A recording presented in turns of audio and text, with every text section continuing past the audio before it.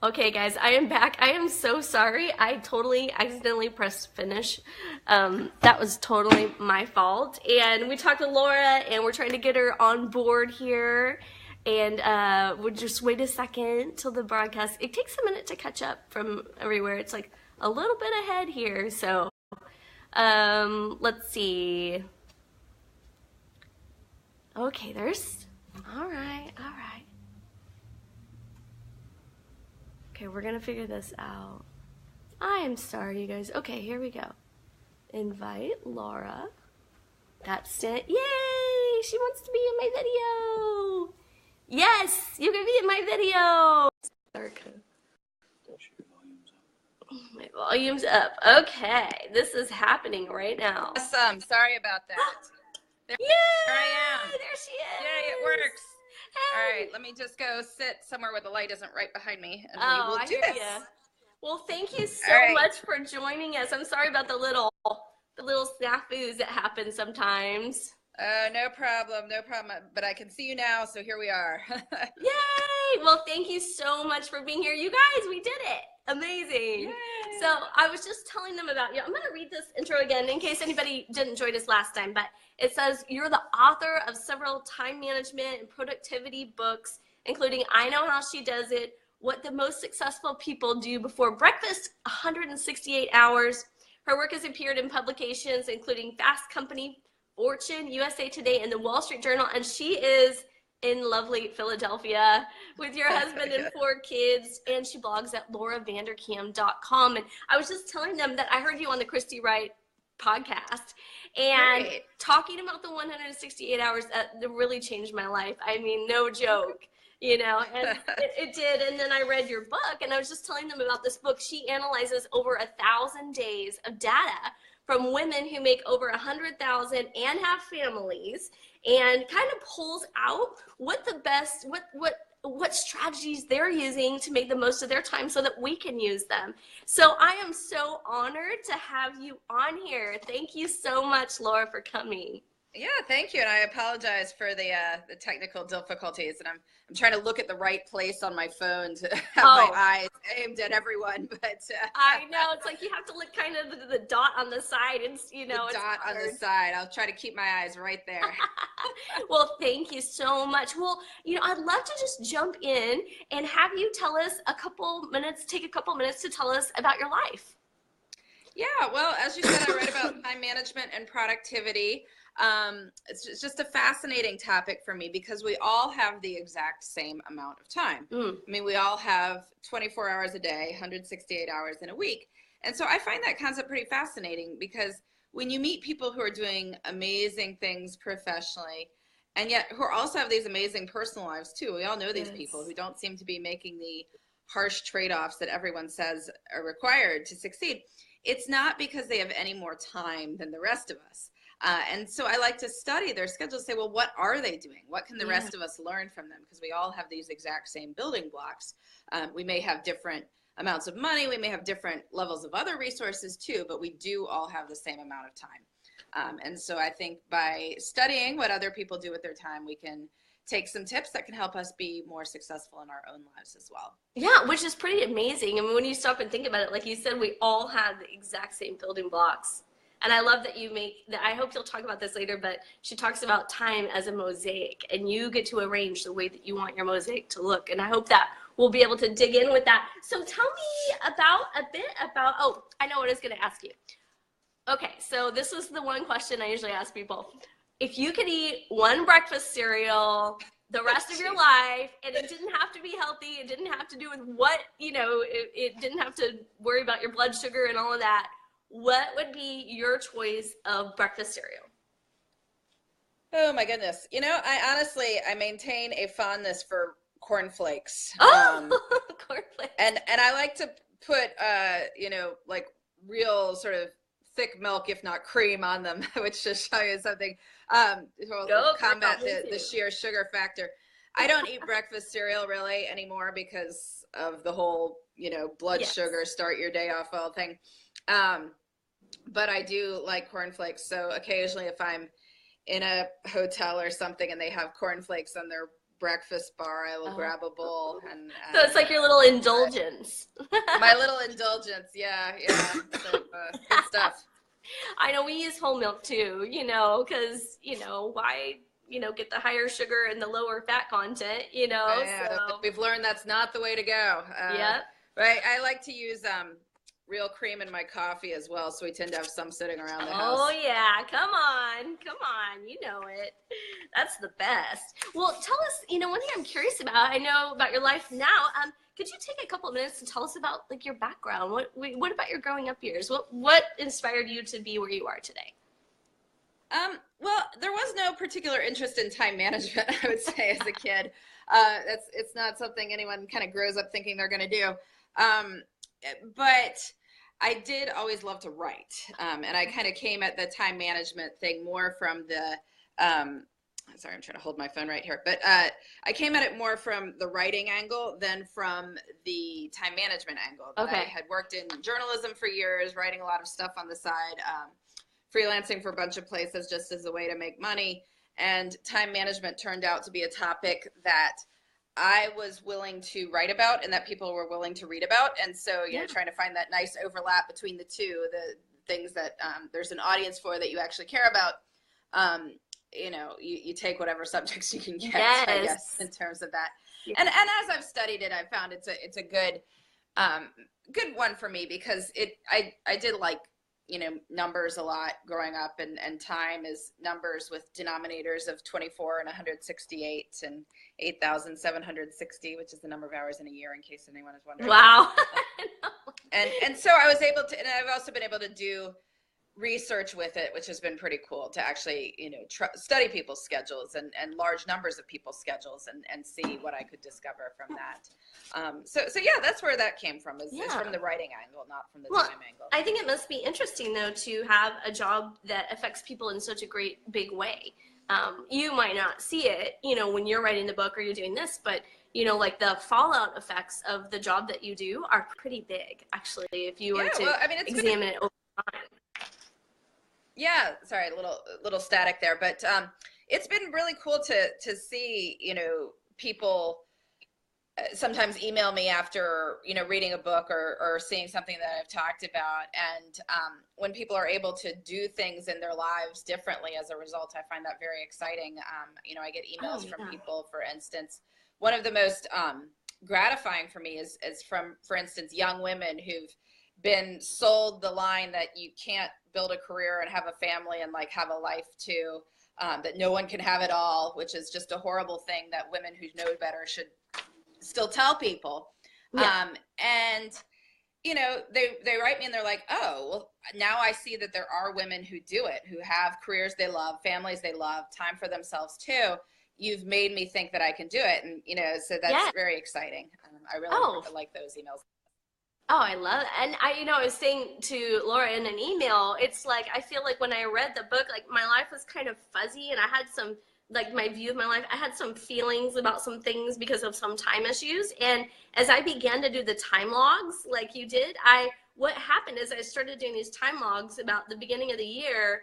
And as I've done them, my life has become like more into focus. It's like the pictures becoming more into focus, all the good times that I'm having. Yeah. You know, and that's great. The things that I was resenting because I thought they took so much time, they actually aren't taking that much time, you know, and that helped me to like focus more clearly on, okay, this is a more accurate reflection of my actual life, you know. And so for me, I would say you just kind of brought everything into focus in a better way that I really, really appreciate it. So thank you. Good. Well, thank you. I mean, I think anyone can learn a lot from studying where their time goes. I mean, just I've tracked my time and I learned something new from it probably every week that I've done. I've tracked for almost 3 years now and I still am learning new things about it. You know, it's just like, if you want to spend your time better, you need to know where the time is going now, because if you don't know where the time is going now, I mean, how do you know if you're changing the right things? People have all sorts of stories they tell themselves about where the time goes and so what they think is the problem. But that may not actually be the problem. And once people have that in perspective, I find it can be very useful. So that's, you know, what I've been really encouraging people to try doing. Get the data. I love it. Well, one thing that I heard you talk about on Christy Wright's Business Boutique, that really changed my perspective and really freed me up in a sense was the concept of 168 hours. So for those readers that have not read this or haven't heard about what you're talking about, could you kind of unpack that for us so that we can get a better understanding of what you're saying in 168 hours? Yeah, so there are 168 hours in a week. So 24/7 is 168 hours. And, you know, people say 24/7 all the time, but they never multiply it through, which is kind of funny if you think about it. Which is good from my perspective, because then, like, you know, once they do, they come to my book because there's not a whole lot of else that's, you know, put in terms of 168 hours. But basically, the idea is that things don't have to happen daily, and things don't have to happen at the same time every day in order to count in our lives. People often fall into what I call the 24-hour trap of believing that things have to happen daily. And so if you don't get to everything that's important to you in the course of one day, you're somehow a failure. But, like, yes, why do you have to get to everything in the course of one day? Like, you just don't, because we live our lives in weeks. And so part of it's about recognizing that. It's also about just, like, sheer numbers. I love to do these numbers for people just because it often, like, blows their minds. But 168 hours in a week, if you work 40 hours, so full-time job, sleep 8 hours a night, so that's 56 hours a week, that leaves 72 hours for other things. Like, full-time work is not the full of your time. You know, people will be like, oh, I work full-time, I have no time for anything else. It's like, well, except for those other 72 hours, right? Which is not a small amount of time. And, you know, maybe you work more than that. Maybe you work 50 hours a week, but that still leaves 62 hours for other things. Or you work 60 hours a week, that leaves 52 hours for other things. Like, we're still talking a lot of time, and that's even sleeping 8 hours a night, which a lot of people claim not to do. So, you know, there's a lot of time, even if you're working more than full-time hours. And so when people see that, they're like, oh, well, yes, there is space for other things in life. I just have to sort of figure out where it might be, as opposed to telling myself this story that it doesn't exist. Right. Well, I love the example that you gave too on that particular broadcast. You're like, if you tuck your kids in to bed, you know, you were saying you have to miss a night tucking your kids into bed, the traveling mom, or maybe it was in your book. And you're like, yeah, oh, I didn't get to tuck my kids into bed at night, but you're like, you got to tuck them into bed at 5 or 6 other nights that week, or even 4 nights that week. You know, they're going to be okay. I was like, yeah. Well, I mean, you see this all the time, especially when people are pitting work against family. Yeah. Like, you know, you hear from people like, oh, I'm a new manager. I know my team would like me to take them out to drinks. You know, it would help us work together better. But if I do that, I won't go home to my family. And so I'm, you know, a horrible parent because I'm not there with my family. So, you know, work versus family, no one can have it all, right? And they join with these sort of like Greek chorus of no one can have it all. But like, why are we so obsessed with this one day where you're pitting one against the other? Like, you go out for drinks with your team one night a week, like, there's 6 other nights in a week. Or, you know, even if you're working late twice or traveling 2 or 3 nights a week, like, there are a lot of other nights. So, you know, you're gone 3, you're home 4. You're still home more than half. And yet we're focused on the 3 we're gone because we like to tell the story that, you know, women shouldn't be working, basically, I think is where it stems from. But, you know, that's, you know, people can feel guilty, all the better. But I'm a big fan of getting rid of guilt. Yeah, then you carry this guilt of, I didn't tuck my kid into bed last night, but hey, what about the time that their dad or their grandma or whoever else got to spend tucking them into bed and you weren't there and they got to spend time with them too, you know? Yeah. It's good stuff. Good stuff. I know it. Thank you so much. And one thing I'm super curious about is, what is the most surprising thing that you found in your research over all these years? What has surprised you? I think one of the coolest things I've found is that people generally get enough sleep. Oh. And no one believes me when I say this because, you know, you read all these headlines about how Americans are increasingly sleep deprived and there's this epidemic of sleeplessness and, you know, especially for working parents, you know, sleep. We talk about sleep the way a starving person talks about food. That's a famous quote from the book, The Second Shift. It is not true. Wow. And that doesn't mean that there aren't nights that are bad. Like, you know, I'm going to hear from somebody on this is like, my 3-month-old doesn't sleep through the night. I just went back to work. I'm sleep deprived. Yes, you probably are. Yes. But overall, the reality is that most people, and including most parents and including most employed parents, average well over 7 hours a night. In general, it's actually a lot of people, it's over 8. If you look at the American Time Use Survey, which is this huge study done by the Bureau of Labor Statistics every year that has people actually talk through their days. So not asking you how many hours of sleep per night do you get, but they're like, okay, I'm calling up Laura. Laura, what did you do at 5 a.m. yesterday? What were you doing after that? What were you doing after that? And so on through 24 hours, and getting your sleep total that way, okay, as opposed to asking you how much you sleep. Yeah. It turns out the average American sleeps over 8 hours a night. The average working parent sleeps about 8 hours a night. But in my research, even looking at people with like really big jobs, so like the I Know How She Does It, we looked at women who were earning more than 6 figures a year. They had kids at home. Those women were averaging 7.8 hours per day when you looked at the whole week. Wow.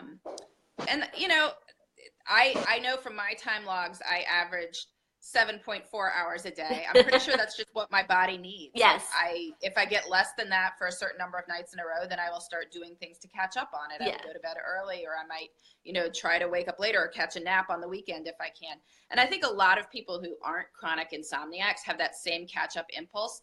So people will tell you they sleep 6 hours a day, but what they meant is that they slept 6 hours on Monday and Tuesday night. Then starting Wednesday night, they set the alarm later in the morning. They crashed on the couch at night. Thursday, they, you know, fell asleep while putting their kid to bed.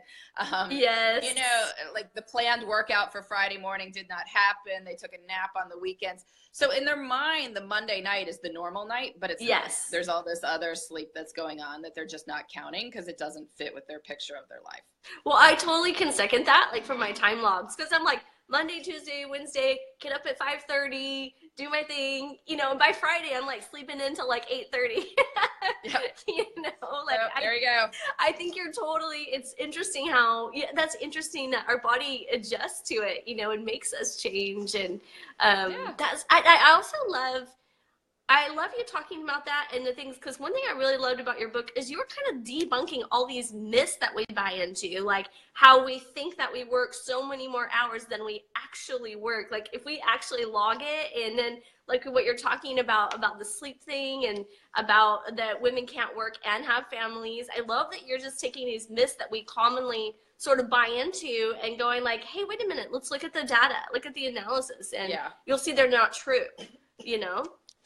I think that's what I like to do. I guess I like to be contrarian, but you know, I think it's also important from the sense that we develop these stories about our lives, and then they sort of inform our choices. So if you're telling yourself, oh, I'm crazy busy, there's no time for anything, life is horrible, terrible. Right. Well, of course you can find evidence in any given week that there are some horrible, terrible moments. I mean, life is not perfect. It's not going to be all rose gardens.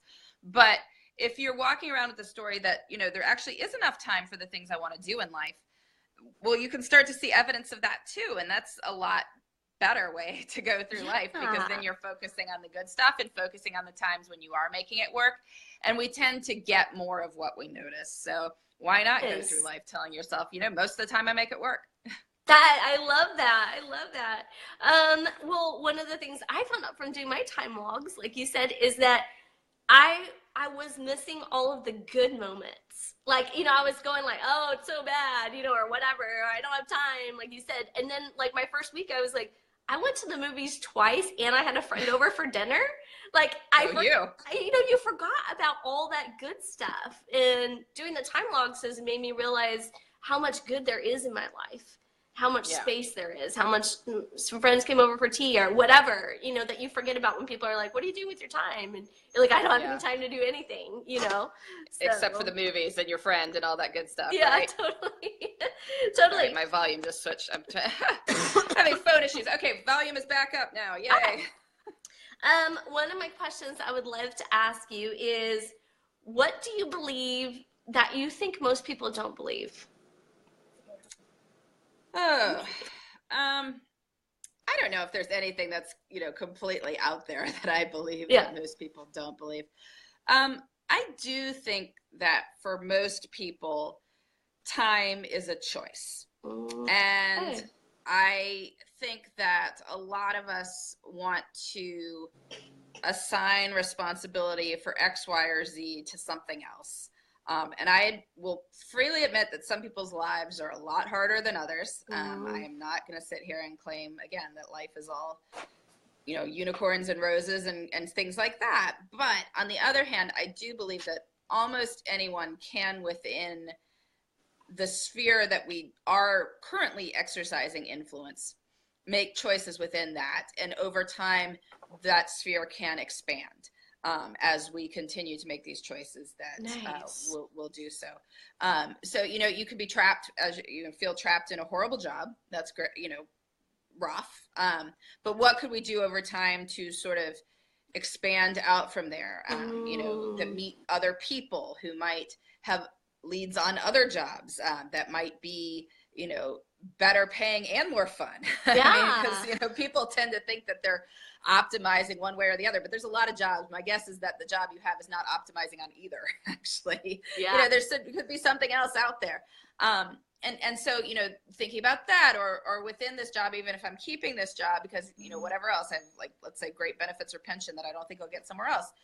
Can I expand within what I'm doing certain areas that I enjoy more than others? So that could be something, you know, or if you have a rough family situation, you know, you have little kids, maybe you're solely responsible for. Yes, that is totally rough. But, you know, can you find a tribe of other people in the same situations that you all help each other out? You know, just to get a little bit of time here and there that each of you can go off and do something on your own. You know, maybe that's an option. And again, it's not going to be as much as, you know, somebody who's got a ton of resources and a ton of support and, you know, whatever else has happened in their life. But we can always make small choices within what we do have, and celebrate those choices. And I think as we do that, life can start to be better and better. Wow, I love that. I just hear you saying you always have an option. Is kind of what you're... I mean, I think, you know, I don't mean to say that there's never a situation where someone doesn't have options. You know, I don't traffic in absolutes at all. But I do think that it behooves us in general to look for what we can change,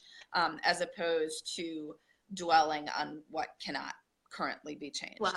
And as we change what we can over time, we discover that other things can be changed. And, you know, you get that a lot with time management. It's like, oh, this is a subject for privileged people. This is a subject of, you know, it's easy to say this for current whatever person because he or she has X, Y, and Z, which may be true. Maybe life is easier for that person. But given that the rest of us are never going to be that person, like we're not going to have their lives, like we're better off sort of focusing on our own lives, and doing what we can with that. And, you know, we tend our own gardens, and any garden can get better. Oh, I love that. Oh, I love that phrase. That's so good. Well, thank you so much. And let me, I know we need to let you go, and I'm just so honored that you've been here, but could you tell our viewers how they can follow you, how they can interact with you, or follow what you're doing and all that kind of good stuff? Yeah. Sure. Well, please come visit me at my website, which is lauravanderkam.com, just my name. That's a great place to find anything about what I'm doing, books coming out. You know, I blog most days. Love to have people. My comments section is one of the nicer places on the internet. My commenters are amazing. That's good. So it's a much better community than the sort of flaming dumpster fire that is most places on the internet. But yeah, and I have a podcast now too. It's called Best of Both Worlds. I teamed up with another blogger, Sarah Hart Unger, and we talk about work and family and making life work. So please listen to that. We have new episodes out every Tuesday. Oh, great. I'm going to look that up.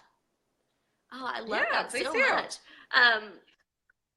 Christy said, I battle with chronic illness and need absolute downtime and mental rest. I was afraid to add a home biz to my schedule, but I did it, and it's been a blessing. I found that I really do have time, she said. I think I can't read the rest of the comment, Christy, but I think you said time on that last T-I. Yeah.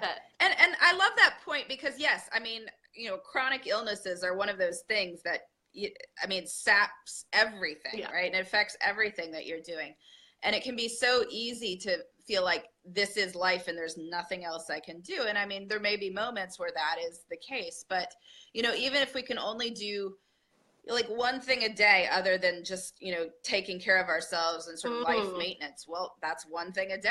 And, and tomorrow we'll do something else. And then, you know, that's 300 plus things a year, and that's great. And if there are 300 important things, then that's wonderful. And so it sounds like Christy's been able to build a business given that situation, which is just incredible. And I'm wonderful. She should be celebrating that. I love that. It's almost like that. I feel like sometimes you're talking about even like a multiplication, you know, it's like if you do one thing 365 times, that's huge, yep.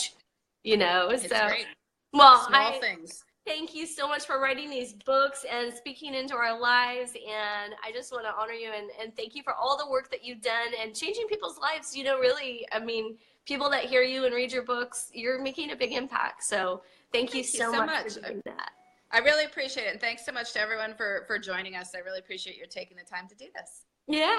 All right. See you later. Have a great day. Okay. All right. Thank you. And then you guys make sure you come back on Thursday. Yeah. On Thursday, we'll be talking about how keeping a time log has changed my perspective in my life. I'm going to tell you what doing the time log has been doing. Yes, Susan, I love that she said that we tend our own garden and any garden can be better. I was like, that is like tweetable. I totally want to write that down. I'm going to have to go back and look and write it down. So thank you for joining us today. I will see you guys on Thursday. And we'll be talking about time logs. And yeah, thank you so much, Stacy. It was a blessing, and I'm so happy we got to chat with Laura.